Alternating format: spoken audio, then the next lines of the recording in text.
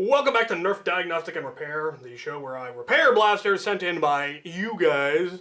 And today we're going to be looking at a couple of interesting ones, possibly. I may only do this one. I have no idea. We'll see how this goes. What we have here is some sort of adventure force thing that I had only vaguely been aware of the existence of. Apparently it usually has two drums, as you can see. One on either side, and every time you pull the trigger it rotates and it fires one dart off of each side. But this industrious fellow decided he wanted to make them drop cylinder. He wanted to be able to remove them. And then he also added, instead of having it a single dart from each side, he doubled up the amount of barrels on both sides using copper tube. So it will now fire murder. There may be a lot of murder today. I warn you, it's springtime. Anyway, now it hypothetically will rotate one per side, or on the same side. Just rotate, rotate, rotate, and it'll just fire all of them, and then when that's empty, he can swap it out. The problem he was having was with the swap, because he had created a thumb screw system that would allow him to retain it. Problem was, once he got it tight enough, it wouldn't rotate.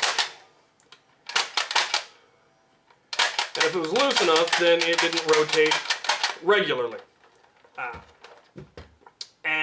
It took me about 10 seconds to find a solution, which was to add a spring.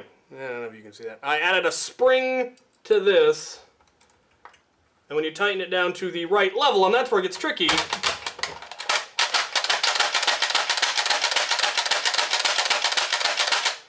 now it works. If you have it too tight, it'll give you issues. If you have it too loose, it will give you issues. But with that spring, it now rotates properly. Oh, maybe not. There we go. Nope, now it's stuck again. Right. So that solved the rotation issue. The new issue is being able to do that regularly, because if you tried to do this in the field, you're gonna lose that spring and then it's not gonna work anymore. So the first thing we need to come up with is a spring retention, which I'm gonna try a simple solution. And now, a word from our sponsor. Jalapeno. Yes. Okay. Spring retention has been established. I bent one of the flat ends, drilled a hole through, put the flat end through. There he is now. No way that can come off without effort. The next thing that is going to be more difficult, I'm hoping I can come up with a way, is making it so that you can only tighten it to exactly the right amount. Because if you tighten it too far, it won't work, and if you don't tighten it enough, it won't work. So we need to be able to go to the exact right amount, or you just need to get, it basically looks like it's tight and then a half turn back is correct. I may leave it at that. Tighten it all the way down, half a turn back. That seems to work.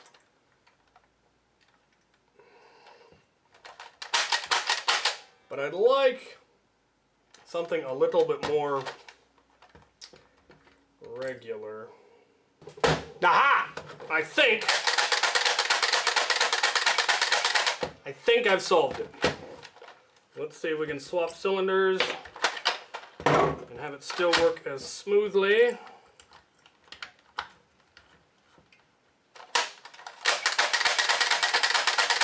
Yes!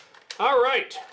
So, ultimately what I did, so we have added a spring to the thumb screw that holds it all in place, which provides tension, but still allows it to ride up. And that is necessary because there are teeth on the bottom here that line up with the teeth on the inside of the cylinder there. And when you pull the trigger, this portion rotates the cylinder and then the pusher arm comes out. So it rotates and then pushes, rotates and then pushes. And what's happening is that it's forcing this to lift up and go over those teeth. And it just wasn't quite being able to do it, so I filed down the top of the teeth slightly, so that it doesn't have to go quite as far. Not enough so that it won't lock in place in line. So it does still lock into place and line up with the pusher, but now it can rotate smoothly. And to ensure that you couldn't screw this in too far and thus create too much tension, which is the problem that he was having. He was screwing it all the way down tight, and then it couldn't rotate at all.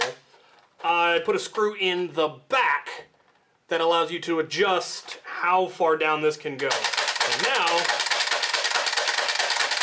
it works lovely. So, I will get this shipped back, and hopefully it continues to work for him. Alright, we're going to move on to another one after these messages. Nerf Diagnostic and Repair is sponsored by Foam Blast, who sent me this magnificent screwdriver in my colors. It's exactly the right size for pretty much every Nerf blaster out there, and I love it. Check out their website at foamblastshop.com for all your Nerf modding needs. Right, I'm revisiting this janky piece of what?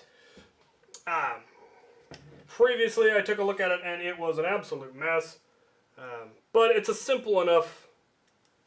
It wasn't really a repair so much as a, hey Xavier, will you mod my blaster for me, which was scotch duplicitous, but luckily it's a simple strife rewire, and so I'm gonna go ahead and do it. It just took forever. Luckily, he didn't complain, because if he'd complained, I'd have sent it back to him in the condition it was in. Alright. I also have no idea who this is from. If you know who you are and you sent this, email me, remind me, I'll get it back to you. Anyway, what we're going to be doing is rewiring it. I'm going to rewire it for LiPo. He better be okay with that because he's got Neo Rhinos in here, so it needs a LiPo. He was trying to use the stock wires, or stock switch, which obviously will not work. Luckily for him, I have switch plates. I do need to order more switches. Pretty sure this is the right switch plate. It is. Okay. Yeah, that's a straight switch plate. Now we need a switch. Alright, we have our switch plate in. It's a simple glue and slide in. I would be willing to bet he got this from Out of Darts, because I'm pretty sure this is the exact same purple. This is some surplus Out of Darts ones, some not so pretty prints, but, you know, he was doling them out for free at a mod party, so I snagged them. We do need to Dremel out the original switch housing. Need that. Where'd it go? Oh no.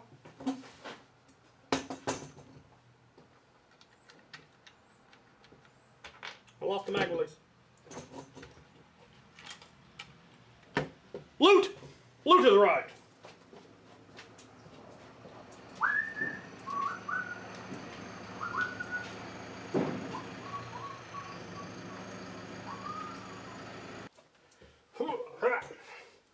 Alright, got our switch, which is gonna get put in right there.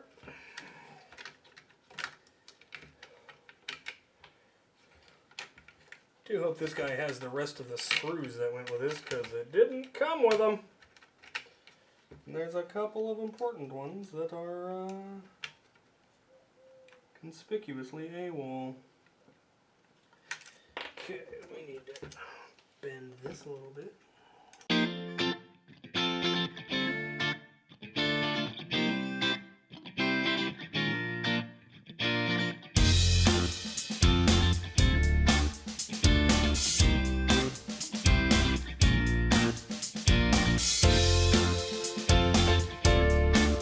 Train!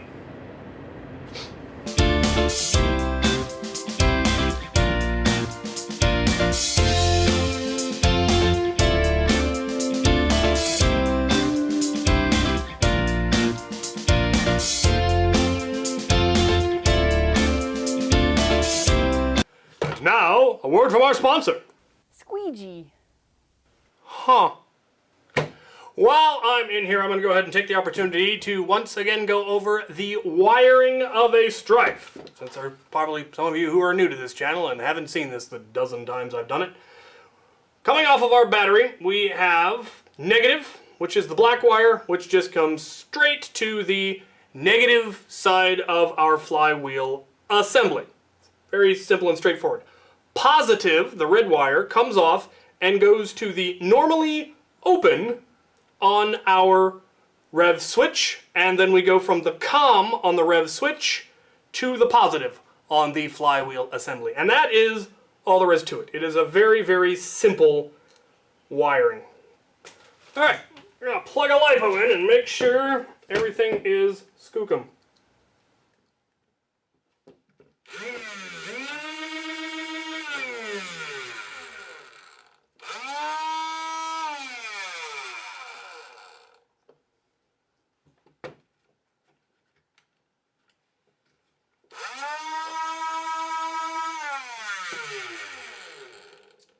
It would appear to be. Okay.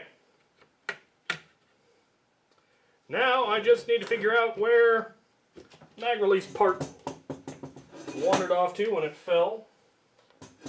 Like under my desk. Where did the other part go? Aha.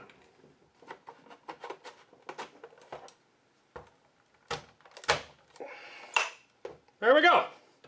This is finally ready to ship back. I'm sorry it took so long, but you know, what are you gonna do? Alright, as a reminder, I'm not actually taking most repair commissions. A couple I've taken because they sounded really interesting, but hey, can you rewire my Strife? Hey, my Stampede's not working. Those aren't ones I'm likely to take because I've already done those diagnostics before, and you should go watch the videos that I've done on them and try to do it yourself. Things like the this, I'd never worked with this one before, so I wanted to give it a try, and Lord, the color looks off. Still tinkering with the new camera. This one is one that I've had from previously. I do still have the mountain of blasters that I got from Afterworlds that I need to work on, so I'm not looking for new commission repair commissions at the moment. When I am, I'll let you guys know. Alright, hope this was helpful to at least somebody, and thank you guys for watching.